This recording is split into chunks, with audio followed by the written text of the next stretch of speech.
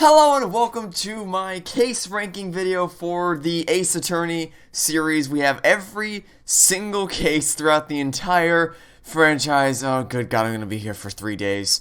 And we even have cases that I haven't played, which would be the cases from Investigations 2, as well as the Great Ace Attorney. I don't have any intentions of ever playing either of these games unless they get localized officially, so I won't be able to rank these cases, but everything else is fair game because I've played through the rest of the series. So, I finished Spirit of Justice last month, and it was great, and I really did love playing through the entire Ace Attorney series, and I don't plan on making any more Ace Attorney Let's Plays until they announce a new game or a new localization or anything like that. And I don't plan on making any more videos on Ace Attorney after this point. So this is the last time that Ace Attorney is going to show up on this channel, and I figured the best way to go out would be to just rank every case up until this point. And I also have a separate tier list over here where I'm going to rank all the games. So after I go through all the cases for an individual game, so after I finish the first game, I'll rank the first game, and I'll do the same thing for the rest of them. Also, these are out of order, and it's annoying me, but I'll leave it there. I'm not gonna waste time trying to fix that. Anyway, we got a lot to get through, and I'm guessing I'm gonna be here for a long time as is. So let's just get started with the very first case of the game, the very first case of the very first game, which is the first Turnabout. And just as a general rule of thumb, I'm not going to be spending a whole lot of time on a lot of these, like, you know, stuff that pretty much everyone universally agrees is great, or stuff that everyone universally agrees is bad. I'm just going to say this sucks, you know it sucks, let's move on. I want to save time for some of the more contentious ones, but the first Turnabout, don't really have too much to say about it. I mean, it's a great tutorial. It's probably one of the best video game tutorials I've ever seen, because it's not like the Dragon's Lair trilogy. I don't know if you ever played the Dragon's Lair trilogy. I have some videos on my channel playing through that. And the tutorial in that game is obnoxious. It's like you click the play button. It's like, all right, let me play the game. It's like, hold it. Before you play the game, you actually have to watch this 3-minute long tutorial telling you that you need to push up to go up, left to go left, right to go right, down to go down, and the A button to use the sword. It's like, wow, I never could have figured that out on my own game. And it's just this slow, monotonous thing the whole time. I really hated that tutorial. But this game actually ties that tutorial directly into the dialogue between the characters. It's like you're Phoenix, and you're like, all right, I gotta open the court record. How do I do that? So me, it tells you, oh, it's simple, just press the R button. It doesn't stop the flow of gameplay. It happens naturally within the dialogue. So I'm really impressed with this tutorial. And even aside from that, it very quickly runs through all the major characters and the roles that they play, the judge, you as the defense attorney, me as your assistant. It runs through all that pretty quickly, so I'm impressed at the speed at which it establishes all that without going overboard in exposition or all that. And really the only flaws that I would say, and they're not really flaws, it's just because of how this game, or how this case works, is it's very simple. It's a very simple case. There's not a lot of depth to it, but because it's the first case of the game and the main purpose of it is to be a tutorial, I'm just gonna put it here in the mediocre tier. I know that looks bad because it's really low to the bottom, but the thing with that is that it's a perfectly functional case. There's no logic issues. The story is perfectly intact, and the reason why it's here is because it's not anything great, it's not anything horrible, aside from the tutorial, but in terms of just the story, it serves its purpose, which is, it gets in, lays its cards on the table, lets you put the cards in their place, and then it gets out. There's just not a lot of depth to it, aside from the tutorial, so it goes right here. It's the first case. I've spent way too much time talking about it as is, so let's just move on to the next one, which is Turnabout Sisters, this is the first time in the series where we got to step outside of the courtroom and into the rest of the world for actual investigations. So this is the case that handles the rest of the character introduction. So it introduced you to Maya, and having you defend her was a great way to introduce her, because you're mourning the loss of the same person. Like, she lost her sister, you lost your longtime mentor, so that act of defending her, because you understand what she's going through, that really helps you get invested in the conflict. It introduces Gumshoe. Need I say anything else? It's Gumshoe. You immediately understand who Gumshoe is the second you meet him. And I mean, he's still likable out of the gate, despite the fact that you kind of butt heads a lot.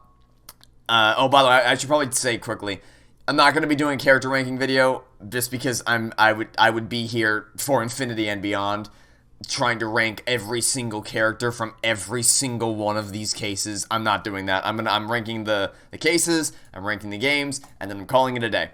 That's that. Anyway, side tangent over. Edgeworth, gotta love Edgeworth, best character in the whole series. He's a lovable prick.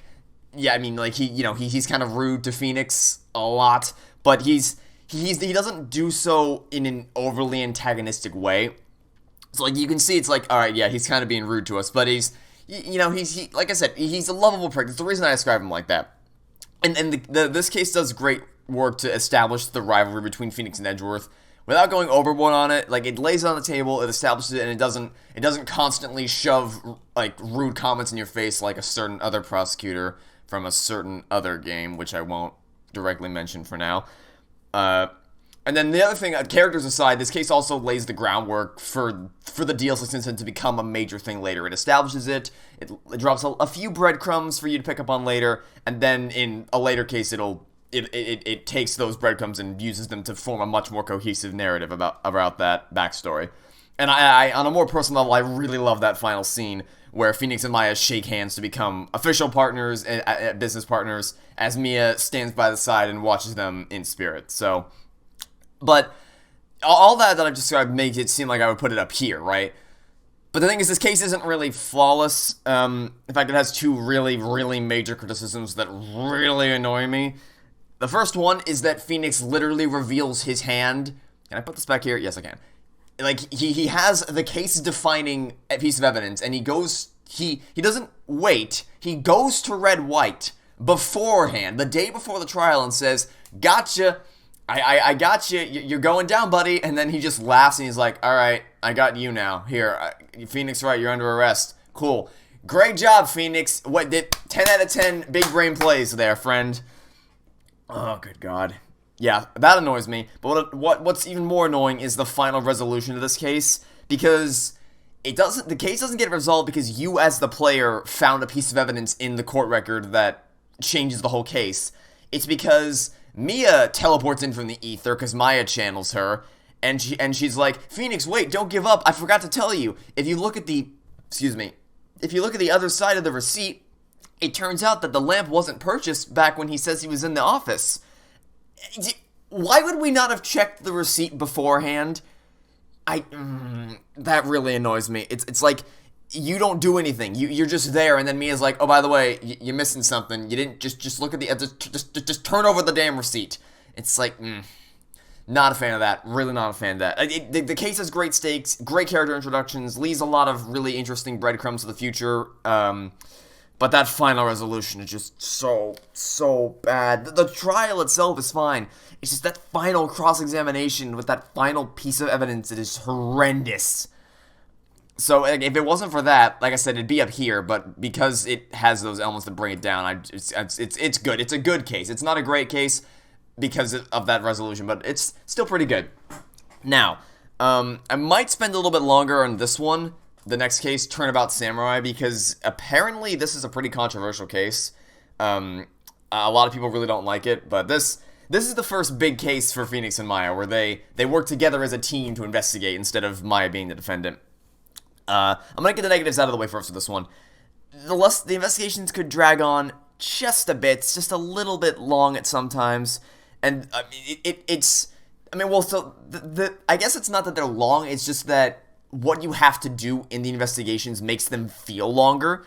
So, like, for instance, a lot of the things you have to do in the investigations for this case is like, "Oops, I dropped my script, go get it. Oops, turns out I don't actually want the script, but the other guy does, go give it to him. Oops, it turns out that piece of information I'm not going to give you unless you can somehow find a super mega ultra hyper monster rare premium card that Penny just so conveniently happens to have in her inventory." I felt like I was playing an RPG where I kept getting distracted by all the side quests that I could be completing. And the other annoying thing is that those fetch quests, a lot of the time, you'd be on one end of the studio, but the thing you needed to get was at the opposite end of the studio. So you had to keep backtracking end to end of the studio to keep picking up different items and delivering them to different people, and that was really annoying, I must admit.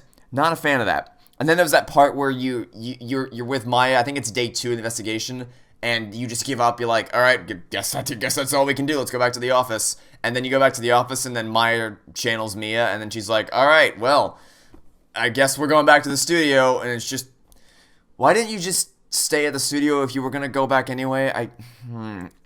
I think, honestly, I think they could have made this a lot better if they just condensed the investigations. No, sorry. If they just condensed the case to 2 days instead of 3 days, that would have made this so much better. Because then you wouldn't have had to waste time with all these fetch quests and going back to the office only to go back to the studio. Yeah, so I think that would have definitely helped. Either condense the investigations by removing the fetch quest, or just condense the case itself down to 2 days would have probably fixed it all. But, I mean, investigations weren't all bad. The setting was great. Movie studio was a fantastic setting. Obviously, this is the case where we meet the one, the only, Wendy Oldbag. Will Powers is a nice client. Cody and Penny were some cool side characters. There was plenty of bonding moments for Phoenix and Maya throughout the whole thing. This is where Gumshoe has his first big moment, where he storms into D. Vasquez at the end of the third investigation, and he's like, hold it right there, pal! This is also my first big oh shit moment when I saw the number 2 in the photo. That's when that was the first big moment where I stopped and put the piece of the puzzle in my head, and that's when I knew how great this series could become, was when I had that realization moment. And unlike the last case, which had a bad finale, this case had a great finale, where this is the first time where Edgeworth works together with Phoenix to bring down Vasquez, which is just phenomenal, and it's a perfect lead-in to the next case. So overall, it's not outstanding. It definitely should have either polished or condensed down those investigations. But the chemistry between the main cast, the character moments throughout, and the first big turnabout of the series, with the number 2, definitely saved this case. I'd put it in the same category as Turnabout Sisters, because they both have about an even amount of good and bad that kind of brings them down into just the good category. So, okay, I don't intend on spending a lot of time here. I could spend all day talking about how amazing this next case is, but I mean, I don't really need to. I'm pretty sure everyone knows how good this case is. This is when the game starts getting really good. It's the ultimate culmination of everything that led up to this point. I legitimately cannot think of any flaws. I only have positives. The premise of defending Edgeworth after fighting against him the whole game, that's great. That flashback scene is really something special. It just gives you a peek behind the curtain of the early character development of Phoenix, Edgeworth, and Larry, and it just gives you that extra bit of motivation to really fight for Edgeworth's innocence. This is where we meet Lotta Hart. You can never go wrong with a little bit of Lotta. The case itself with Edgeworth actually has connections to Maya's mother, which is great. The mystery itself, with the shooting twice to create a witness thing, the Yanni Yogi and cross-examining the parrot, the payoff with the metal detector at the end. Everything has a payoff. Every little breadcrumb throughout the course of the game has a payoff in this case, including that freaking metal detector. That was so smart. I wonder what would have happened if I had taken, like, because Gumshoe gives you 3 weapons you can choose. It's the fishing pole, the dog, and the metal detector, right? What would happen if you took the dog or the fishing pole? I'm actually really curious to see what would happen if you did that. Anyway, yeah, so, and then of course, Von Karma, great villain, undefeated for 4 decades, and then you use evidence. The only piece of evidence that he couldn't hide away is what you use to expose him, which is one of the most satisfying moments in the entire franchise. And then, of course, this is the conclusion of the trial with where everyone just celebrating, and then Phoenix and Maya have that heartfelt goodbye at the train station. Look, we all know it's outstanding. I'm not going to sit here for an hour to break down why it is. I could, but there's more contentious cases coming up, so I want to save some time for those. So I'm just gonna. It's an outstanding case. We all know that. I'm not gonna waste time here. But speaking of contentious cases, actually, Rise from the Ashes. Apparently, a lot of people don't like this case because of how long it is. But I don't know, man. This case rivals Turnabout Goodbyes in terms of how good it is. I think the thing that's most good about it is just the way it's constructed. It starts off very, very simple mystery in the parking lot. But there's one little loose end that doesn't get fully wrapped up at the end of the trial, and then that leads into 2 other mysteries. So it's like one mystery, solve most of it, except for one little thing, which leads into a different mystery, and then you solve almost all of that, which leads into a different mystery. And then when you get to the final crime scene, you discover all the clues you need to fill in all the little holes that you've had up until this point, and then the full truth gets unraveled, and then you can use that to save Emma and Lena from Damon's wrath. And you never feel overwhelmed, because each mystery is self-contained. And by the time you start connecting dots between the parking lot, the evidence room, and the office, yeah, I mean, by that point, you already know the details of the case like the back of your hand, so it's like, okay, you just immediately start assuming, okay, that goes there, that goes there, that goes there. You don't have to sit there and think about it for a long time. And then, of course, is everybody's favorite eager-to-learn science nerd, Emma Skye. She tells it like it is. She's incredibly perceptive. She's always observing the environment around her, making little quips and observations about things she sees.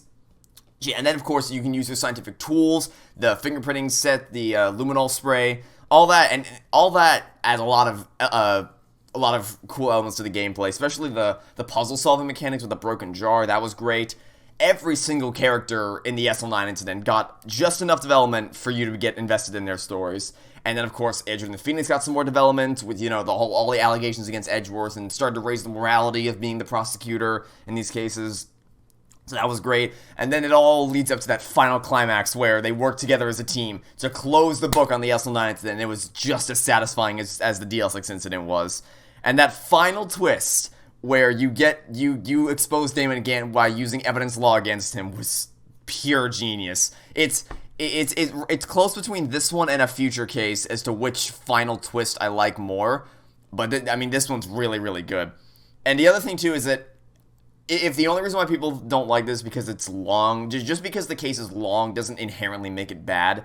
Because it's not like Turnabout Samurai where there's a lot of fetch quests. You're constantly learning new information from the investigation. Even stuff as insignificant as the screwdriver had an incredibly significant payoff in the final set of trials. And also, I've said this before, I'll say it again, an hour-long investigation where you're constantly learning new information is infinitely better than a 30-minute investigation where it's just a bunch of fetch quests. So, the only flaw of this case I can think of is Officer Meekins. He's annoying. Yeah, I hate him so much. He's the only character in the SL9 incident that I just do not give one singular shit about at all. The hard part is figuring out where to rank these two, because they're, like, if I could choose, I would put them, like, right on, there we go. I would put them, like, right on top of each other, because that's just how good they are. But, I have to put one before the other. I'm gonna hesitantly put it behind Turnabout Goodbyes, just because Officer Meekins is in this case, and I just legitimately cannot think of any flaws with Turnabout Goodbyes. So that's all the cases for Phoenix Wright Ace Attorney 1, 2, 3, 4, 5. That's all of them. So now it's time to rank the first game as a whole. I'm gonna put it in the great category. Because the cases, they start off good and they get better and better as the game goes on. The main characters are super likable. The story just gets better and better throughout the course of the game. So like, and just the progression of it all is phenomenal. Because the first case lays out the gameplay really nice and simple for you. The second case introduces the main characters and get you invested in their stories pretty quickly. And then the third case expands the scope of the investigations and the story. And then the Turnabout Goodbyes just brings it all together, brings all its elements together, along with that satisfying feeling of bringing justice forth to bring down Manfred von Karma. And then Rise from the Ashes just throws all of those elements at you at once in what is definitely the hardest case of the game. And then that leads directly into the next game, which, okay, I'm just going to put this here really quickly because it's really starting to bother me. There we go. Okay. Anyway, yeah. So, this game was just a perfect introduction for all the main characters. You really got a sense of their personalities and their relationships with each other. And when you really get a sense for all the characters on a personal level, it makes the final celebration even more satisfying when you finally achieve it. And then, of course, the characters make it really really great. But then the genius behind the storytelling is just a whole other level. The only thing they could have done, really, is maybe polish some of the investigations in the Turnabout Samurai case. Aside from that, phenomenal game. Okay, well, that's it for the first game. Now we move on to Phoenix Wright Ace Attorney Justice for All. Oh boy. Okay, so this game starts, as in your first impression of this game will be The Lost Turnabout, which... okay. Positives out of the way first. 1. Giving Phoenix amnesia is a really creative way of redoing the tutorial. 2. the nightmare sequence at the beginning of the case comes full circle by the end with the whole with how it plays into Farewell My Turnabout. You know, the whole thing where Phoenix is standing in front of a giant judge and he's like, "You shall not pass," or whatever, or "You must be silenced." I don't know, whatever he says. And then number 3, Dustin Prince is a really clever name. Big fan of that. But that's it. That's the only positives I have to say about this case, because this case is awful, and I'm just gonna quickly go through why. Maya, this is gonna sound really dumb. They should not have put Maya in this case. It completely ruins her reveal. Like, the reveal of her in a reunion in Turnabout, where you're taken to this beautiful environment of Crane Village, or however you say that, and then there's just this slow build-up to revealing. You hear this familiar voice in the distance, and then it's revealed that Maya's there, and then Turnabout Sisters kicks in, and it's just... That moment is so good. So why did they put her in this... I mean, I know why they put her in this case, because they were self-aware that this case is horrendous, and they're just like, the story's crap, what do we do? Sprinkle a little bit of Maya in there, that'll make it better. It didn't, it actually made it worse. But if we put that aside, the villain is trash. Richard Wellington is Frank Solid with 200% more arrogance, and then they painted him blue, like they gave him blue clothes, and then they called it a day. And then there's the whole name bullshit, which I don't even, oh my god. First off, there's no clear reason for why he, like, it's not, I use the example of the name Amy a lot. Like, if I meet someone named Amy, when I write down her name in my contacts list, I'm going to write Amy spelled A-M-Y. I'm not going to ask, is it spelled Amy with a Y or Amy with an I? That's just not a question that would come to my head. So, like, it's not impossible for him to have misspelled her name. Unless there was a pre-established reason, like maybe he helped file her paperwork or something, as to why he would know for sure how to spell her name. Other than that, no, that's an unbelievably weak contradiction to base a case on. I'm sorry. Like here, and the thing is, if you say, well, we need a contradiction to kickstart the case, I got a better one for you. How about the fact that if his neck was broken, he would not be able to write a message at all? How's that for a contradiction? Also, I think it's raining outside my house. Yeah, it's raining really hard outside my house. So I apologize if you can hear the rain in the background. But, yeah, so that was just dumb. And then gameplay-wise, this is the tutorial case. And they don't explain the fact that you can present profiles, despite the fact that that is the first contradiction of the game. Which, it's just like, this is such an easy fix. All you have to do is just have Maggie point out the fact that her name is misspelled, because the fact that she doesn't do that is ridiculous. It's like, she looks at the photo. All she has to do is say, hey, that's not how you spell my name. And then Phoenix is like, well, how do I present that? Your name isn't in the evidence. And then she goes, oh, but didn't you know you can present profiles if you push the R button in the court record? Wow, look at that. I fixed the case by barely using my brain to think of an alternate solution. It's just this case is dumb. I hate it. Moving on. To Reunion and Turnabout, which this, in my head, is the true beginning to Justice for All. In my head, the Lost Turnabout is just an obstacle I have to get through to get to the rest of the game. And this case has a lot going for it. It's the world building between Maya and the Crane channeling technique and the culture behind the Crane village and with Misty Faye. That's all great. Pearl's introduced in this game. Her backstory isn't fully established until Trials and Tribulations, but her development in this game is still good. And then, of course, Lotta's in this game, or in this case. You can never go wrong with a little bit of Lotta. Then Franziska von Karma makes her show-stealing debut here, and it just... The decision to make the prosecutor of this game the successor of the main villain of the last game was a genius decision, because it adds that extra element of personal stakes to the game. And then that becomes even stronger in the next case when some things get revealed about Franziska's true motivations. The story of Eenie Miney in the hospital was genuinely heartbreaking to listen to, and then the twist itself involved in uncovering that mystery was pure genius.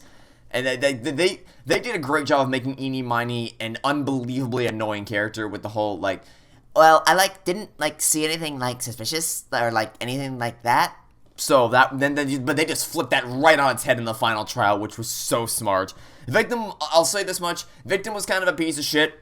Like, he was not a nice person. In fact, he was quite awful.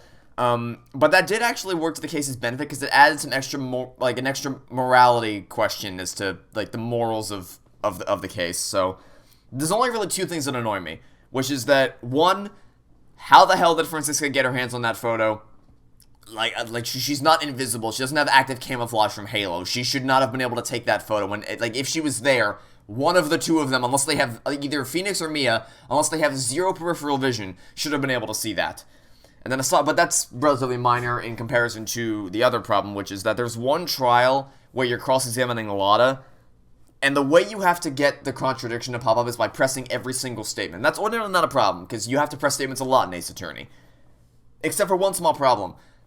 You were there with Lotta at the crime scene. Every piece of information you get by pressing her statements is stuff you already know, because you were there at the scene of the crime when it happened with Lotta.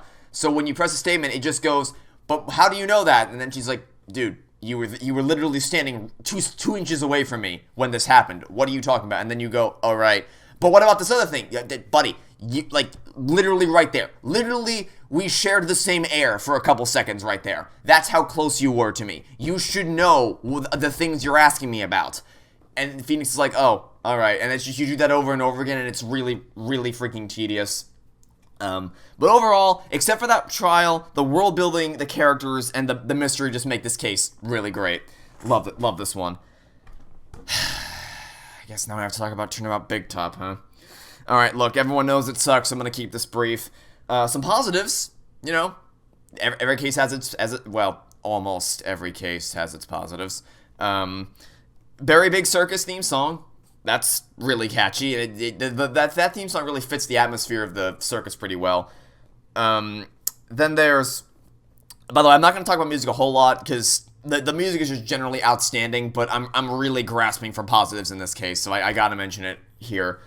The motivations between Edgeworth and Franziska, that gets brought up in this case. So, like, the scene where Phoenix talks to Franziska about Edgeworth was easily the best in the case, and it's actually really strong. Like, that dialogue is really, really good. It just gets drowned out by all the mountains of shit you have to wade through to get to that conversation. And then, of course, the chemistry between Phoenix and Maya is as strong as it always is. But oh man, this case sucks. Okay, lightning round, here we go. The characters suck. Maximilian Galactica, an uncooperative and annoying defendant. The ventriloquist duo, one half the duo was useless and the other half was just annoying and just, didn't he want to marry a human? Wasn't that part of the plot of this case, is that the stupid ventriloquist doll wanted to marry Regina? Which, speaking of Regina, she was fine. You know, nothing really, no positives, no negatives. She was just fine. Until the plot got underway, which, oh boy, now we get to talk about the plot of this case, which, the entire backstory about her she puts pepper on Bat's scarf because she was sneezing a lot, so she wanted him to sneeze just as much, which then... That then leads to him deciding to put his head in a lion's mouth without her warning him, hey, maybe don't do that thing that you're about to do. It's just a cavalcade of stupidity. Then there's the cloak bust trick.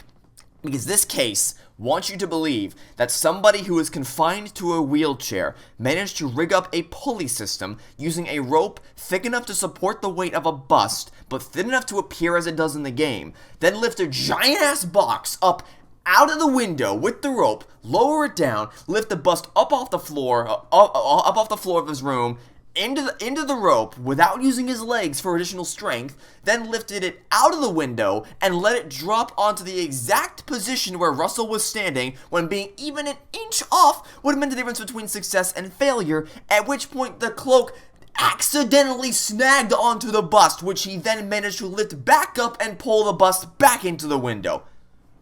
What idiot came up with this moronic plot? The characters suck, the plot is a mess, the only few character development moments do not make up for it, and I honestly cannot tell which of these two cases is worse, because on the one hand, like, Turnabout Big Top is funny bad. It's like, you look at that cloak bust trick, and you're like, wow, this is so stupid. But on the other hand, the Lost Turnabout wastes less of my time, and it's just like...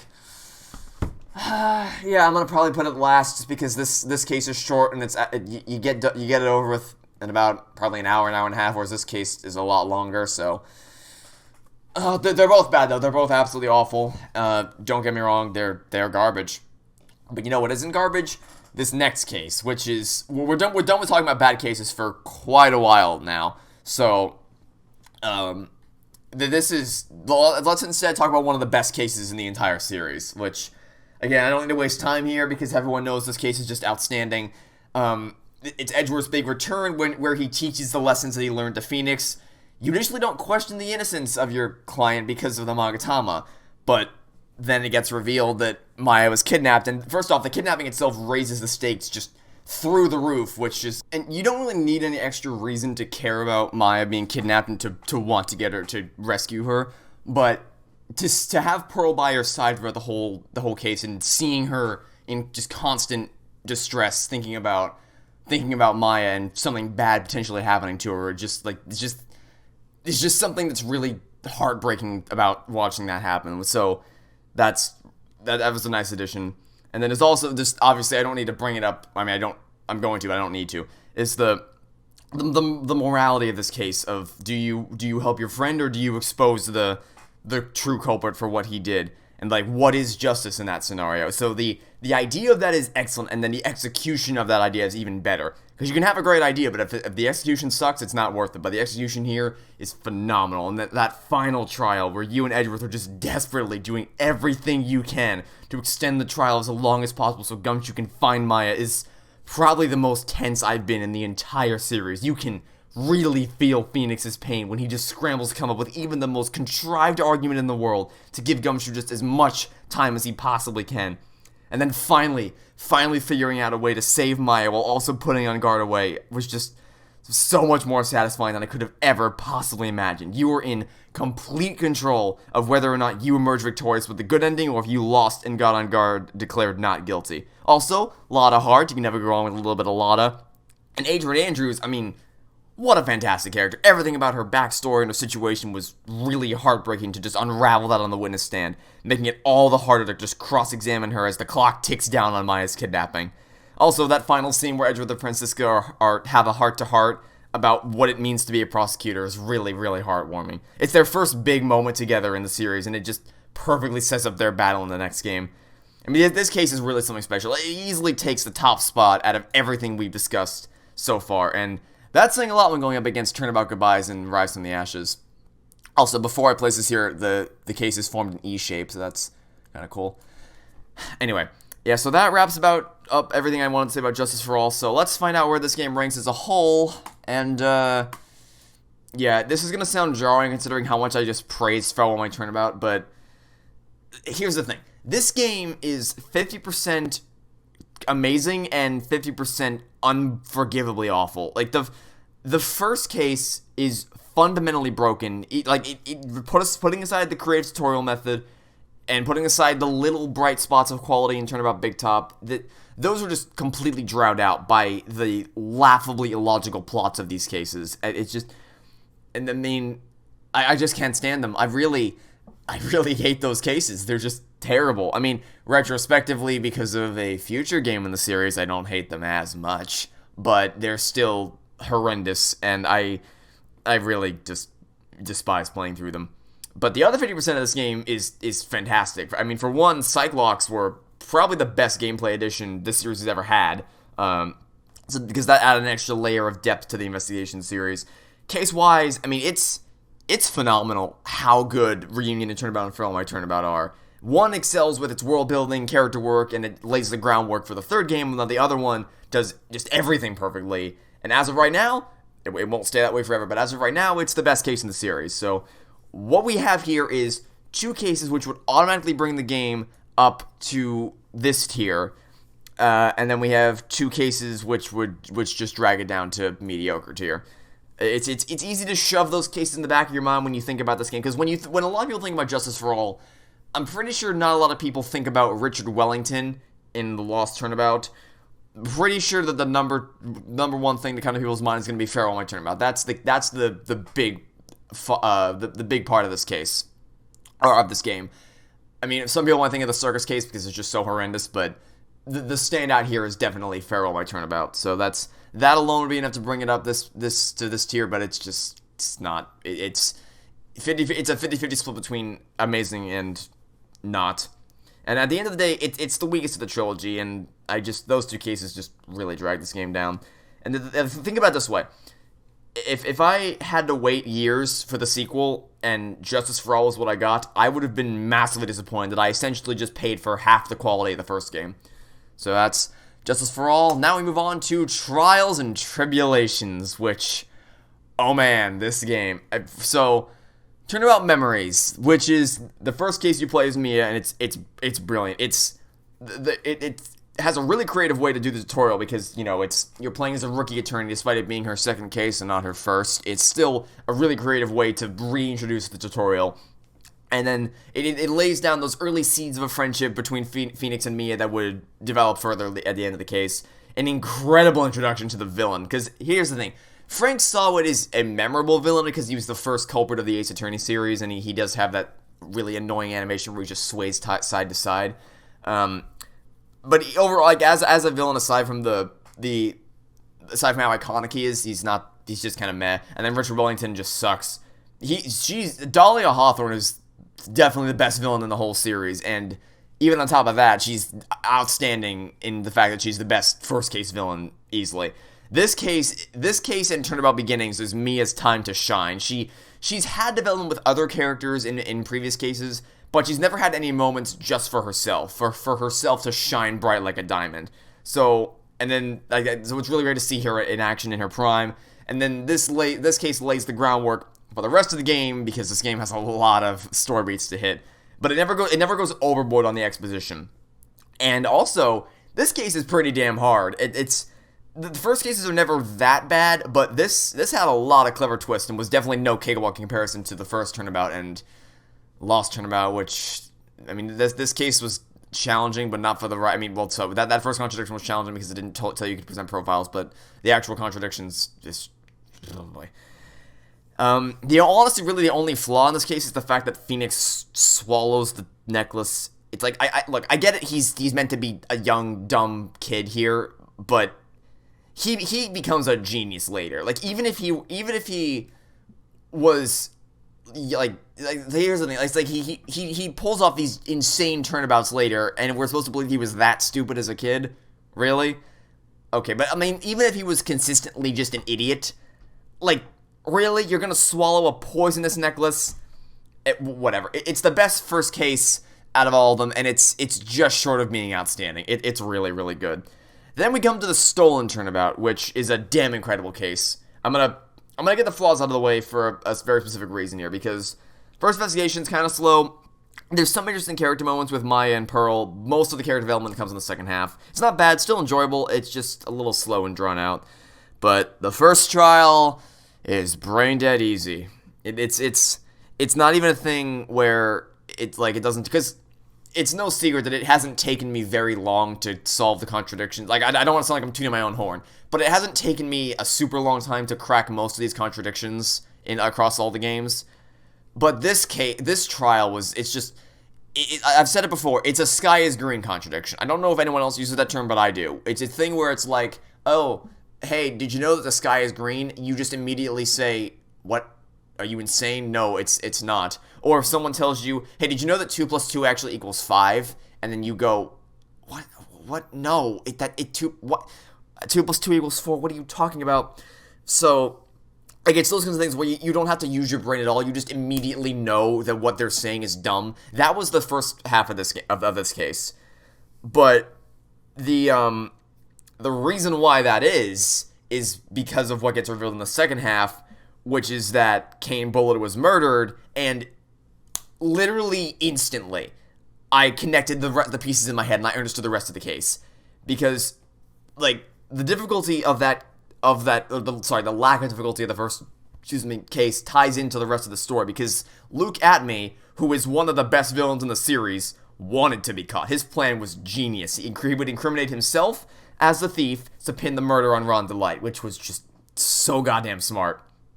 Because the reason why that it was so easy is because he wanted to be caught. He wanted you to crack those contradictions so that he would be indicted as the thief. So, like, in the moment, it's kind of annoying. It's like, okay, why is this so easy? But once you realize why it is, it actually really enhances the story.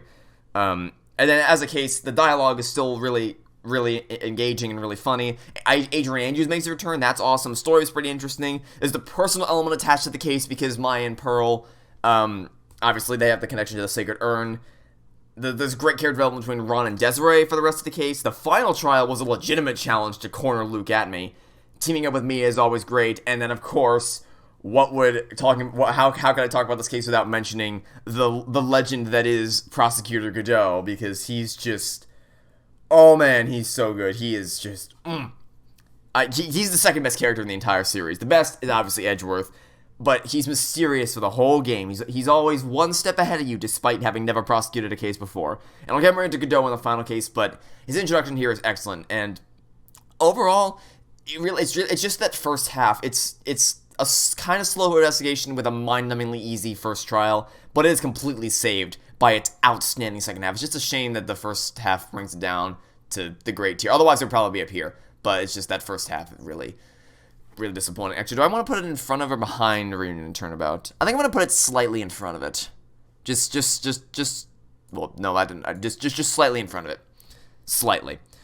All right, next up, this was probably going to be one of the most controversial cases on the list, because a lot of people seem to really hate this case, and I think I know why, which is that the cases started off by having Zin Eop, or Furio Tigre, or the Tiger, impersonate Phoenix in court, which, yeah, at first glance, that's a little hard to swallow, but I actually had a conversation in the comments about this a couple months ago, and because I was talking about this specific plot point with someone, I was actually going through the script of Recipe for Turnabout and, like, analyzing all the different lines and seeing how it all links together, and upon closer examination, all the pieces are there. There's dialogue explaining how he pulled it off. It showcases the going to Tender Lender. It showcases he had all the necessary materials. It's definitely hard to swallow at first, but they did put in the legwork to make that plot point work.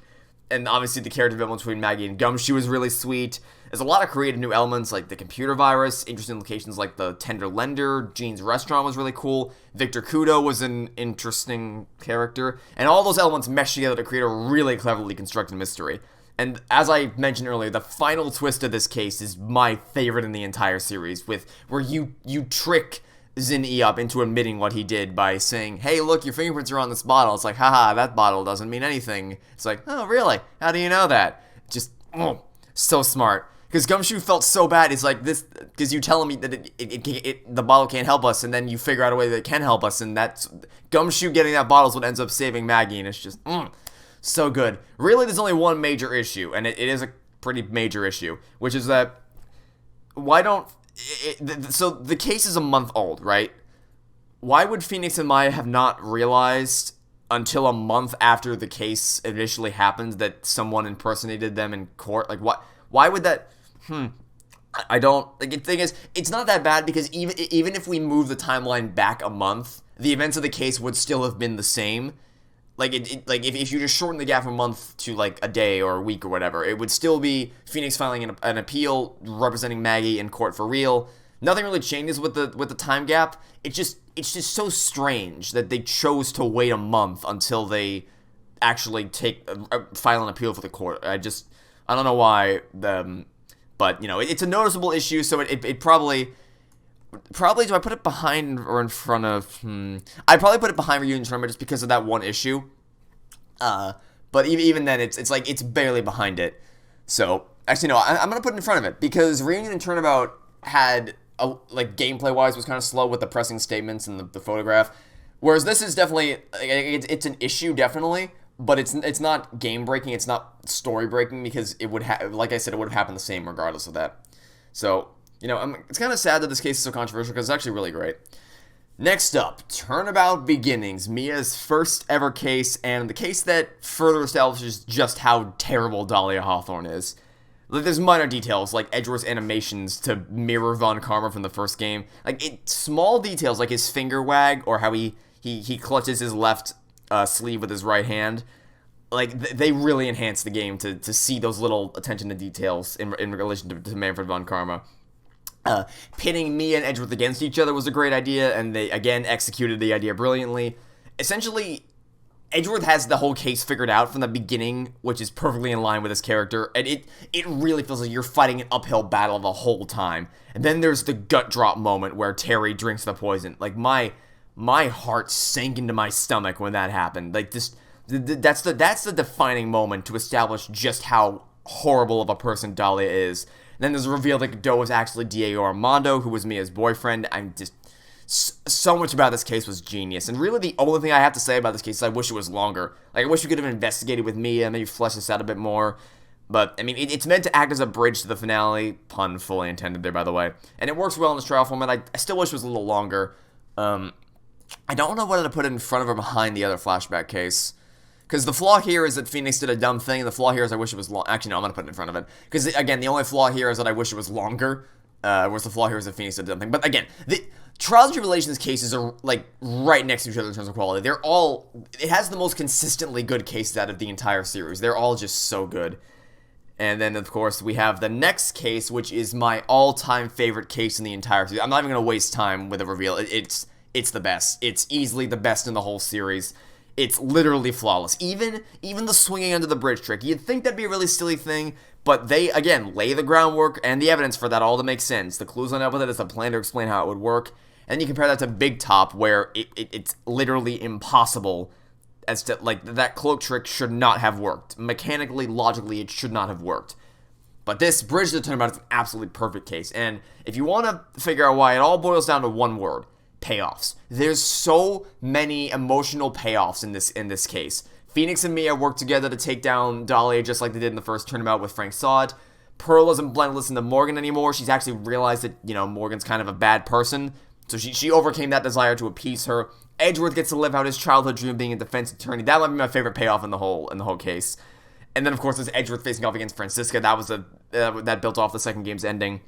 Godot had 1,000 payoffs. He gained respect for Phoenix. He earned his redemption because he saved Maya. He finally got to cry over the loss of Mia, because a lawyer only cries once it's all over. The mystery of where Misty Faye went, that was solved. Maya reunited with her mother. Phoenix fell in love with Iris, not the monster that was Dahlia. Maya became the master of Karain. Sort of. Larry found his passion in life. Just even aside from all those payoffs, the mystery is absolutely genius. Every single clue ties together to reveal the big picture and the truth behind it all. Hazakura Temple is a perfect setting to conclude the series, since it does tie into the Fae clan. And that final set of trials was just so incredible. Revealing the fact that Iris was Dahlia and they swapped places, cross-examining her alongside me, and watching her come out of Maya's body sent a chill down my spine. And of course, the final showdown against Godot was my favorite moment of the entire series. Like, this Phoenix pointing alongside Mia as the original Pursuit theme plays, that's epic. Then there's Godot's final monologue, which just brought a tear to my eye with how emotionally heart-wrenching it was.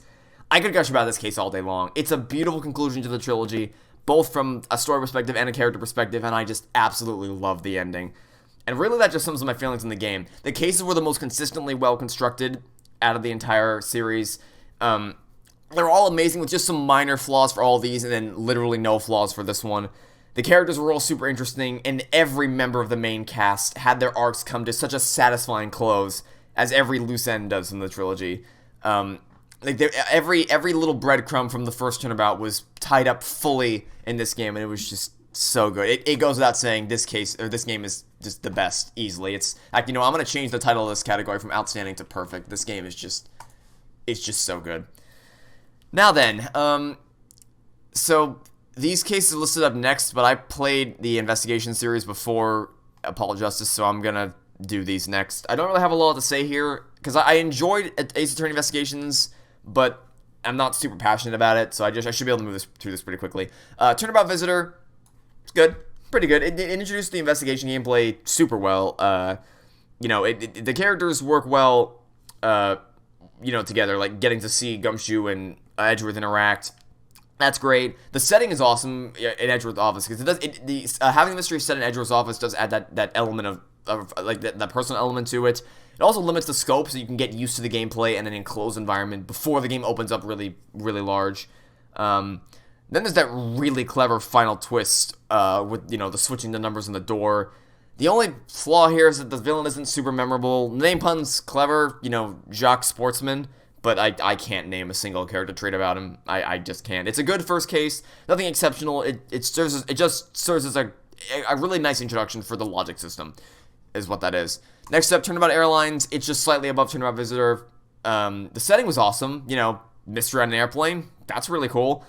And then the mystery itself was also really smart. You know, the suitcase rolling around from the turbulence, the statue breaking the glass. I mean, investigating the shop was probably my favorite part of the case. There was more character moments between Edgeworth, Gumshoe, and Francisca. It's always nice to see. The only flaws is just that the beginning section of this is where you have to prove your innocence to Road to Nero. Is that what it is? I don't know. I think it's something like that. But then, so that's fine for the beginning, but then in the middle, you have to do the exact same thing again with Francisca. It's like, we already did it. We already proved our innocence. Why do we have to do this again? We literally did this exact same thing. So that's kind of annoying. But overall, it's basically just the first case with a better mystery and a more interesting setting. Next up, the Kidnap Turnabout. This is another controversial case. A lot of people hate it. I don't really love it either. I think I said at the end of my video that I really loved it, and I don't know why I said that. I think I was probably just so interested with the using the little thief in the haunted house. That was probably really got me in a good mood. So that's why I praised it. And I still don't hate it. Like, it's not a horrendous case. It's just nothing special. It's like, I mean, so like it's not big top tier. Let's make that clear. It would go here. It would go in the mediocre tier. It's just nothing special. It's like, I mean, Emma Skye is a cameo. Always nice to see her again. It's a shame the cameo is so short, but, you know, it's awesome to see her anyway.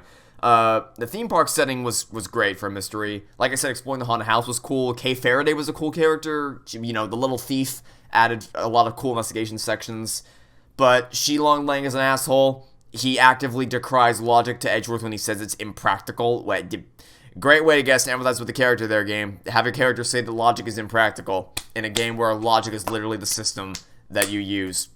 Great. Phenomenal. Generally speaking, everyone was an idiot in this case. Then I don't know why they decided to bring back Officer Meekins out of everybody from the SO9 incident. Why would they bring back him? The whole thing ended up being a fake kidnapping, which is like, okay, whatever. I said in my series, I said that this case was really good. I don't know why I said that. I think even by the end of that, by the finale, I'd come to realize that it's like, yeah, this really isn't all that great. I don't know why I loved it so much when I first played it. I think I just don't care enough about it to love it or hate it. It's like it has some good, some bad, but overall it's just okay. Low tier okay, like it's toward the bottom of the okay list, but you know, just okay. Now we have Turnabout Reminiscence. This is the standout case of the game. I do actually have some more to say this time, but still not much. I did really love this case. A lot of it's been investigating with Francisca, and I love the dynamic that she and Edgeworth have as siblings. The backstory of Kay Faraday was fleshed out really well. Seeing Manfred von Karmer mentor Edgeworth in early days was such a smart decision. Getting to meet the original Gumshoe, that was awesome. The mystery itself is the smartest out of all the ones in the game. With the surveillance footage, the party popper, perfume, it all worked really well together, and figuring out the truth was the most satisfying out of anything in the entire game. The only problem is that Callisto U would not stop laughing. I know that sounds like a really dumb criticism, but let me tell you, when you play this case for however long it was, it gets really annoying after a while to hear her or to see her constantly laughing over and over again. It's like that's literally the only character trait I can remember about her, is that she just laughs so much. So her as a villain was not that interesting. Where would I put this? I would probably put it like somewhere between. I would probably put it between the flashback cases of Turnabout, of Trials and Tribulations, and the regular cases, because it has a lot of really good about it. It's just that Callisto U really brings it down, which is a shame. Now we have Turnabout Ablaze, which everything up until and including the point where Sheena was revealed to be Callisto U, that was incredible. But for some reason, this game decided to dedicate 3 entire episodes to cross-examining the same person over and over again and making basically zero progress. There were some clever moments, like the pulley system. That was a creative twist, but the whole case is just dragged down by that very end cross-examination. That's really the only thing I remember. I remember Callisto U's twist, I remember the pulley system, and I remember the fact that we spent 3 episodes cross-examining Caracas Alba, and I did not enjoy any of those 3 episodes. Overall, though, game's pretty good. I'll probably put it like here.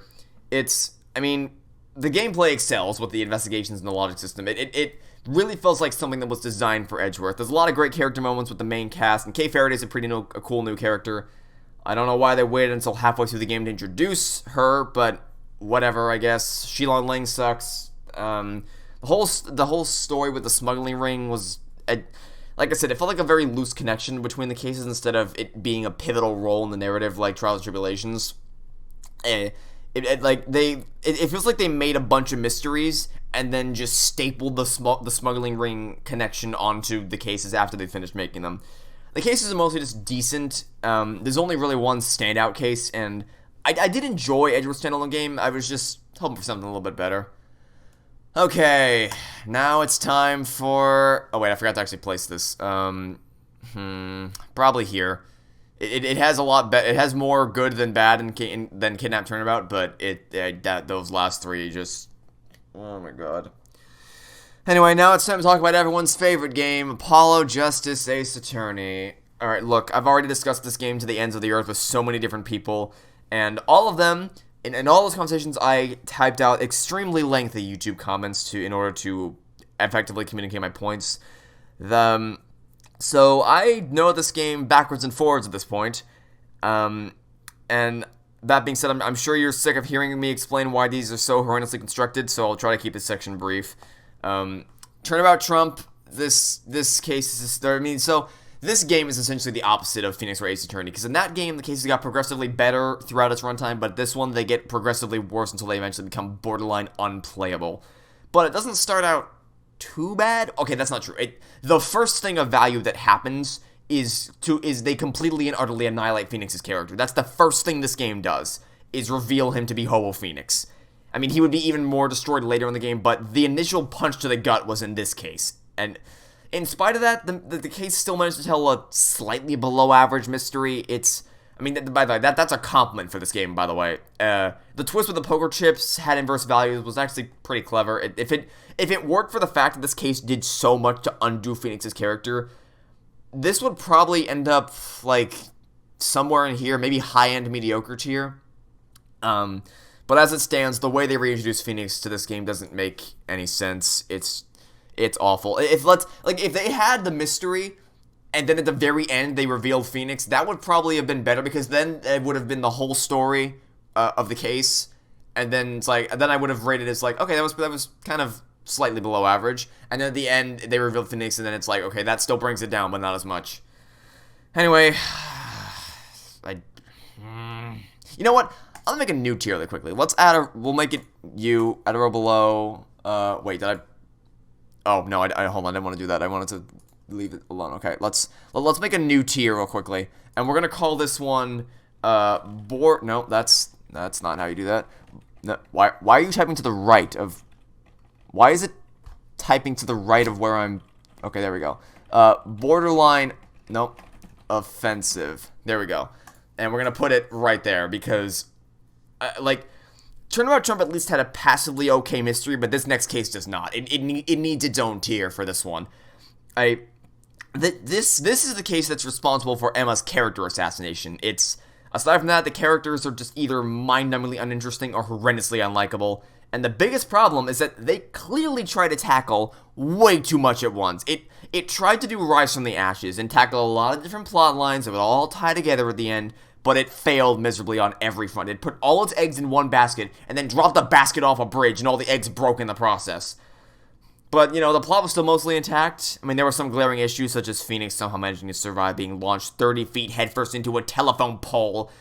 Somehow not a single person in the courtroom saw Trucy pull the ass man out. And why in the hell would Emma have a shoe print database? Shoe prints. Why would they have that on file? What happens if somebody buys a new shoe? What happens then?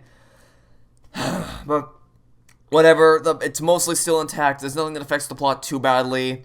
But that was all about to change thanks to Turnabout Serenade, which didn't make any sense at all. Because not only were the characters horrendously unlikable, just like the last one, But now they all apparently took stupid pills before the case started because they've all become completely incompetent.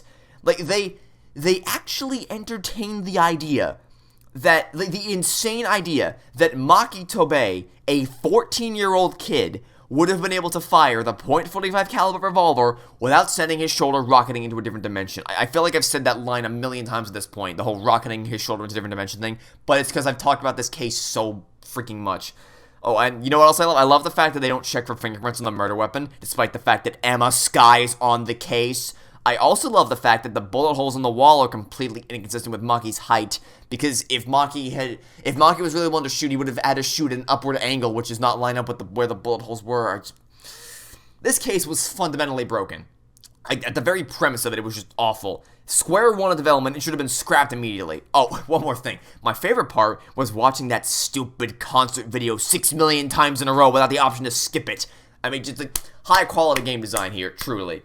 But none of these cases are anywhere near as bad as the last one, which needs yet another new tier. And now we've learned from our mistakes last time, we need to make it like this ahead of time. Alright, so we're going to call this one actually offensive. If the last one was borderline offensive, this one's actually offensive. And Turnabout Succession goes right there. Oh man, let's knock the gameplay problems out of the way first and foremost.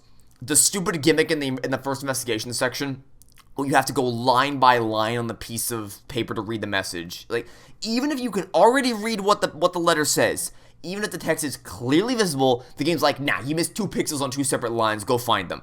And the Mason system. Oh my god, the Mason system. You know how the original trilogy's investigations were free roam? Like, well, this stupid investigation section wasn't just free roam. It was like dropping you at a random location on the planet. Like, you have no idea where you are. They just plopped you somewhere on Earth.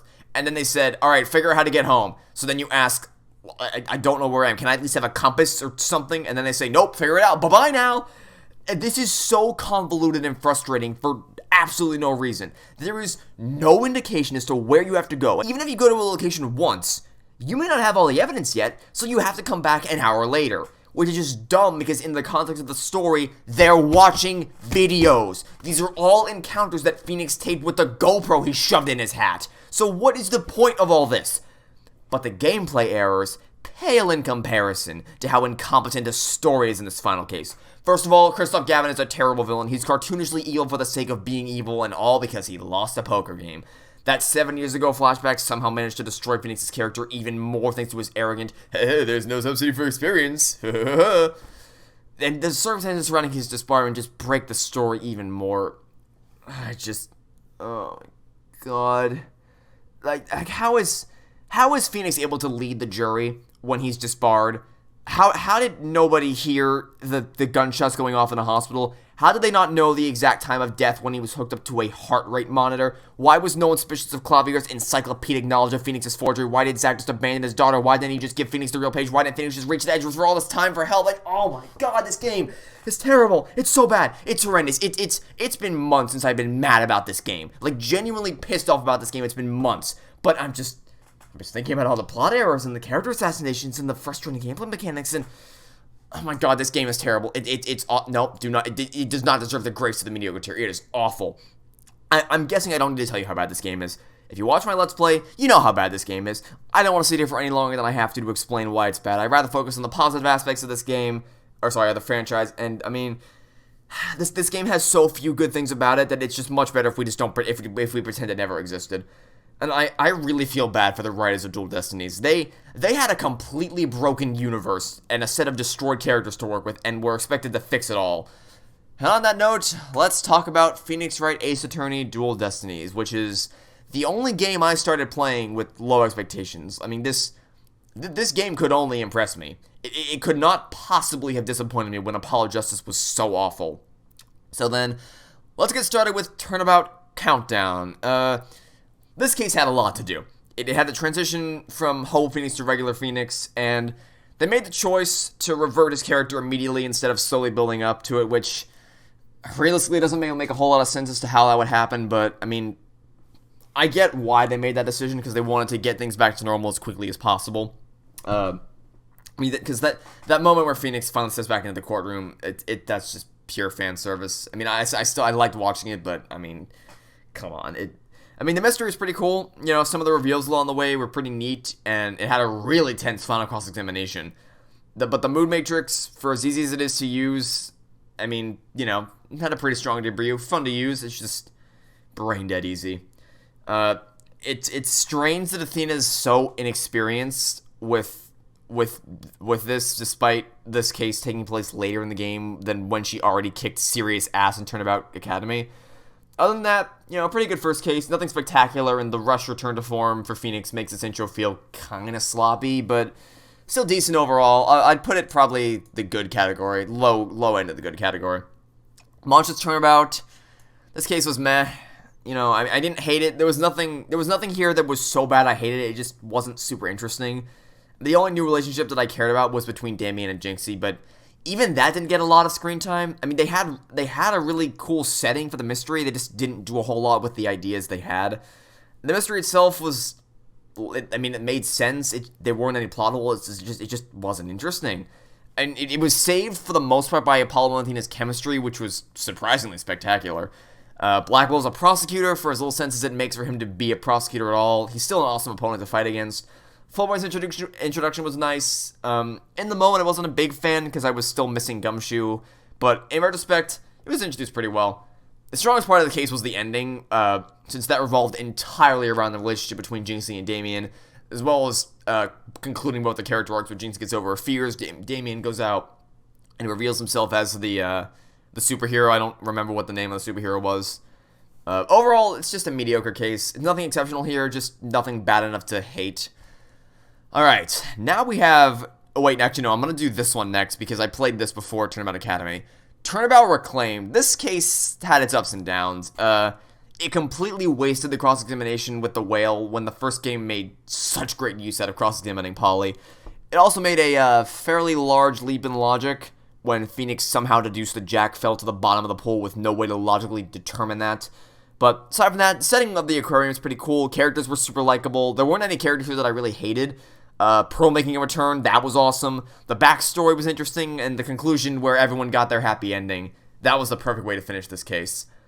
I really did love this case. I'd put it in the great category. And having finished the game fully, I'm glad I played this before Turnabout Academy, because if I had to work alongside Detective Fulbright with the knowledge of what happens in Turnabout for tomorrow, that would have been a little weird. Anyway, next up, Turnabout Academy. This one's controversial. I don't know why. This case is great. I mean, like, so Recipe for Turnabout, I can see how this could be controversial because, like I said, Zen E up impersonating Phoenix. But this one? I mean, this one's great. I mean, the core dynamic between the three friends was really heartwarming. Villain was super intimidating, creepy, and really intimidating. And then, of course, watching Athena get to kick ass in courtroom and corner him was so unbelievably satisfying. This was her case to shine. The only flaw was, admittedly, a pretty major one. The reason why it's so low is because Clavier's in this case.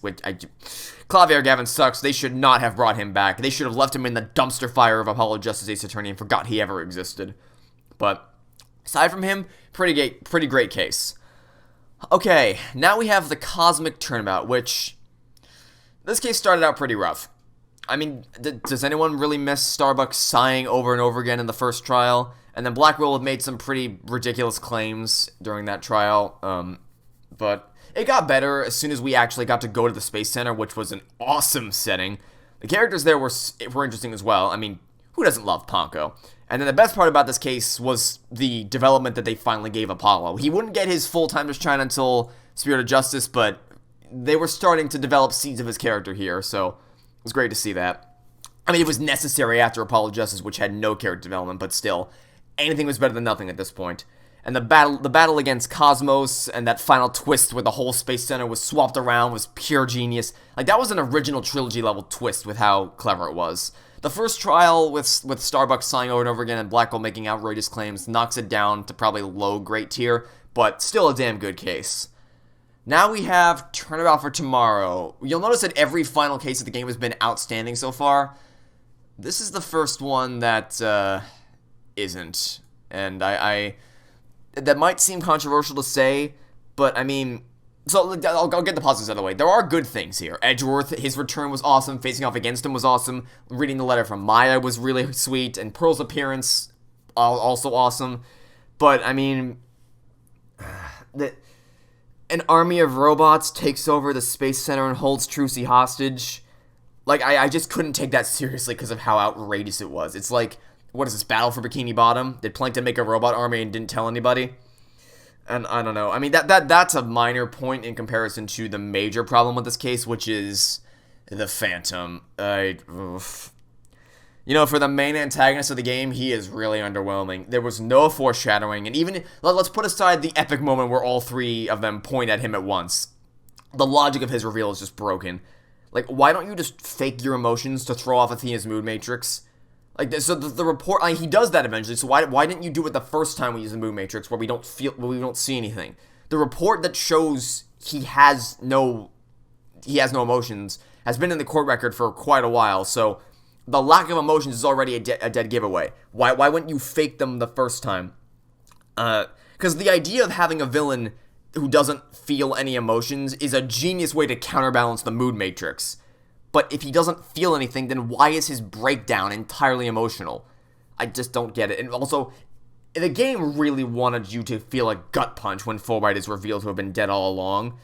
But we never knew who he was. We never met Fulbright. We always interacted with the Phantom, not Fulbright. So they either should have made Fulbright, and this is not an original idea, by the way. This has been said a million times before. They either should have made Fulbright the Phantom, or done a switch halfway through the game where the Phantom takes Fulbright's place. We also don't know his motive for anything either. Other than that, the finale was pretty good. The Phantom is the big problem, so it brings it down quite a bit. But, if we were to combine Cosmic Turnabout and Turnabout for Tomorrow, that would make them outstanding. But as individual cases, this is where they stand. Pretty much right next to each other, but one's definitely better than the other.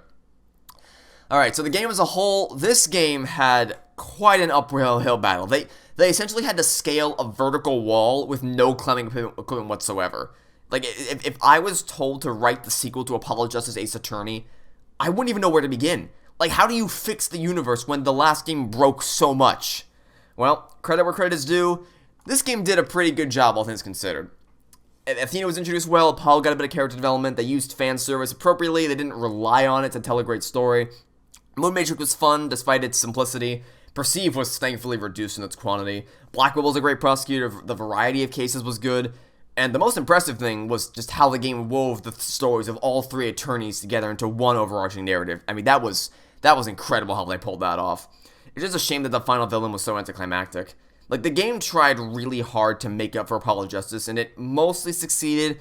Just a few minor problems with some of the cases that they could have polished, as well as making a less rushed bridge between Apollo Justice and Dual Destiny that didn't just Thanos snap the game's events away.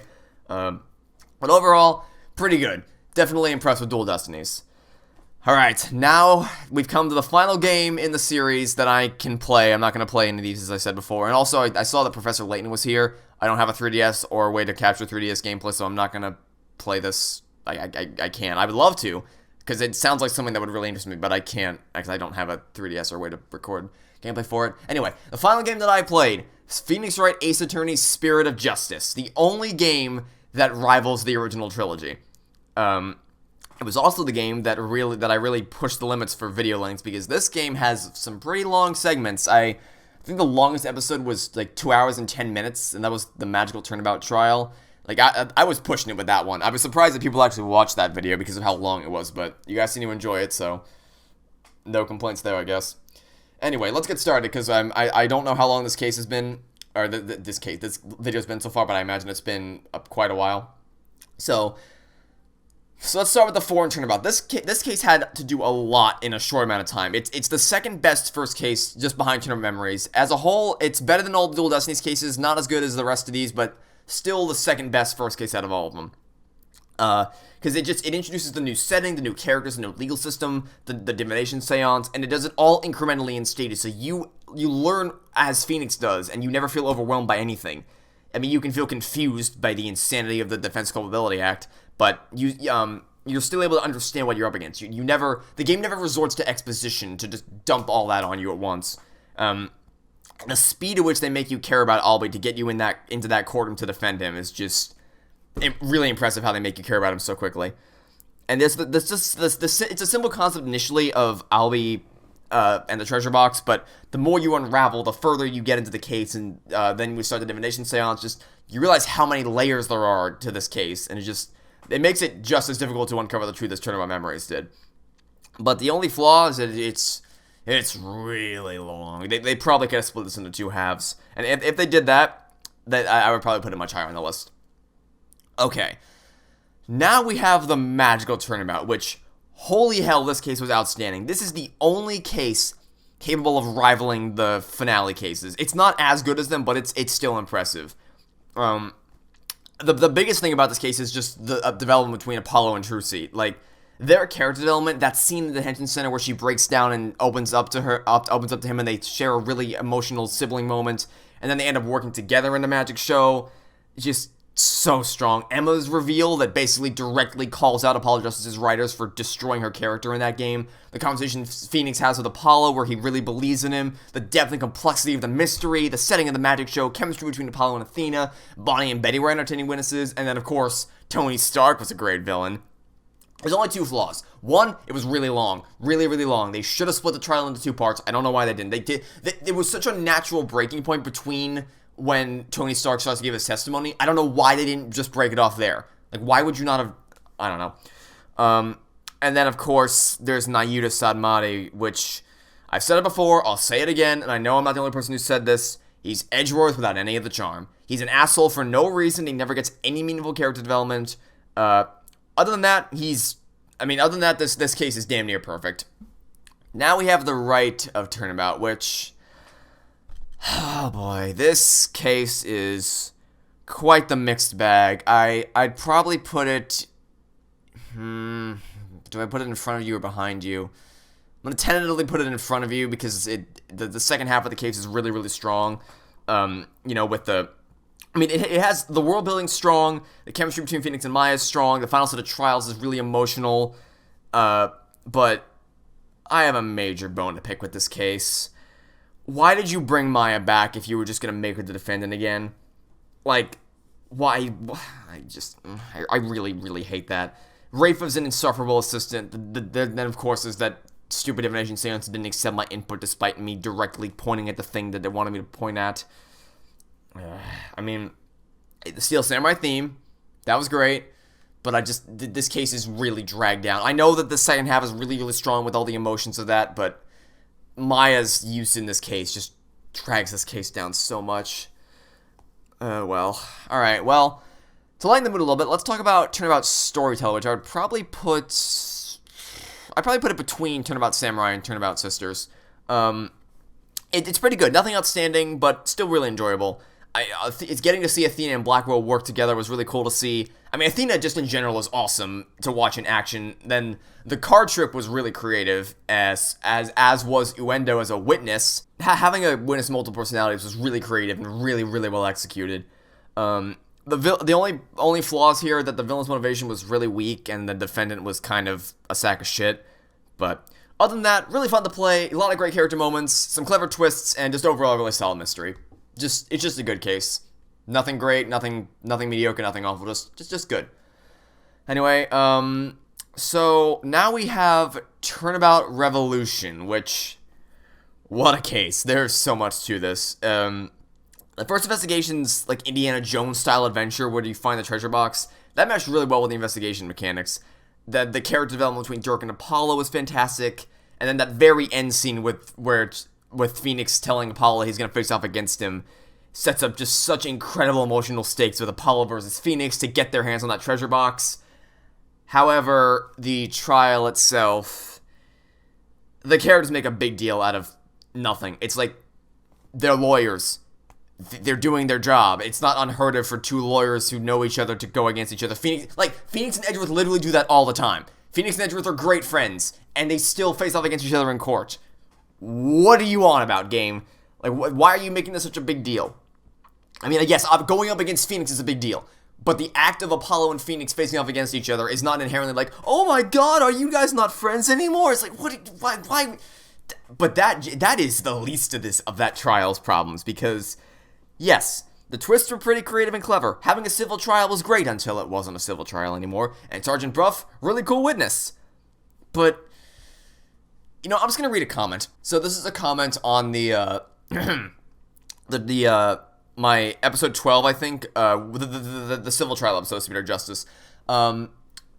God damn it, it's justice for all over again. First she is arrested for murder during her reunion with Phoenix after 2 years, and now she's a hostage again? What, they're trying to compensate her absence in the previous 2 games by pulling all the Maya tropes at once? Then what was the point of bringing her back just to have her as a damsel in constant distress? I hearted this comment for a reason. It's a really, really, really good comment. And like I said, I said here, I couldn't have said any better myself. This is the perfect way to describe why her return in this case is just so awful. My biggest bone to pick with Spirit of Justice is that they just completely wasted Maya's return.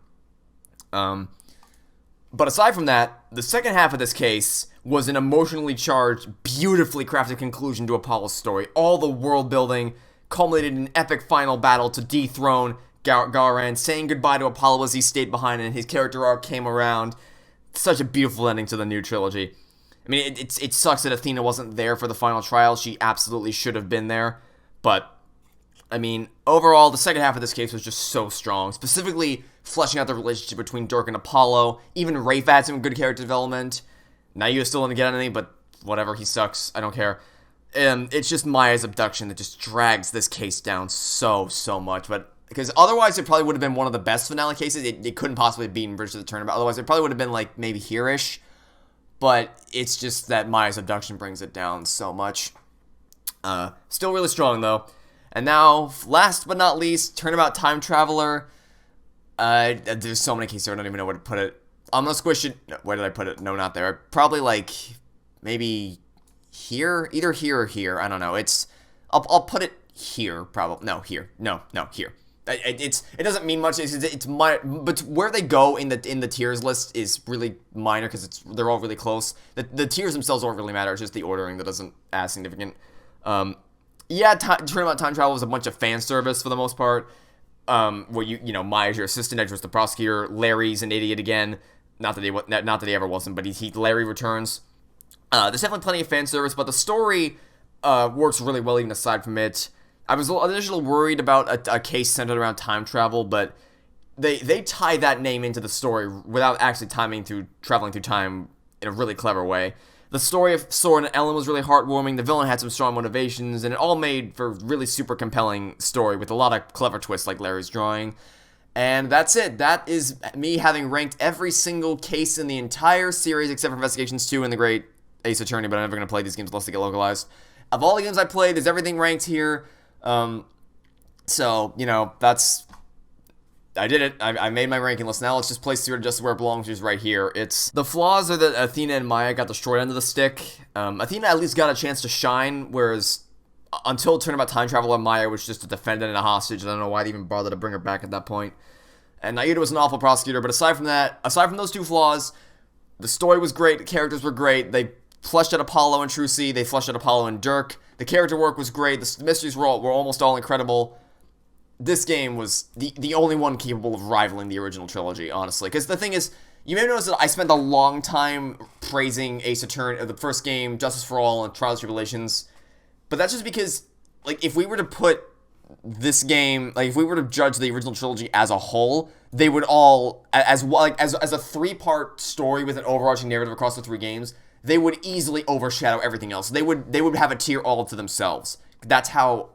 There's a reason the original trilogy is one of my favorite games of all time, because it's just that good.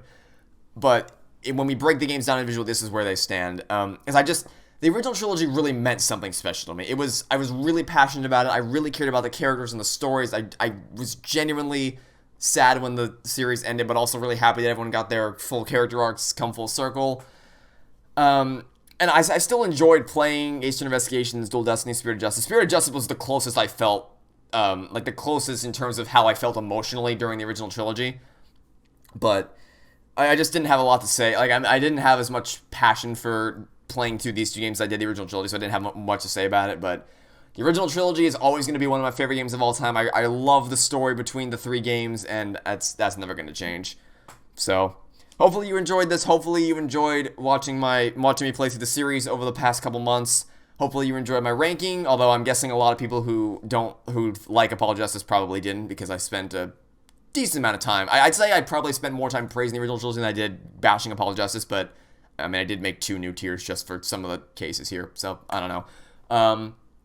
You know, hopefully you enjoyed it, and this is the last Ace Attorney video I'm ever going to make, so this is officially the end of an era. If Capcom ever announces a localization of Ace Attorney Investigations 2, I'll play that. If they announce a localization of The Great Ace Attorney, I'll play that. If they remaster Dual Destinies and Spirit of Justice for HD, like on the Switch, I'll probably make a quick video just seeing how it is on the Switch. I won't replay through the whole games again on video, but I'll just make a quick video covering it.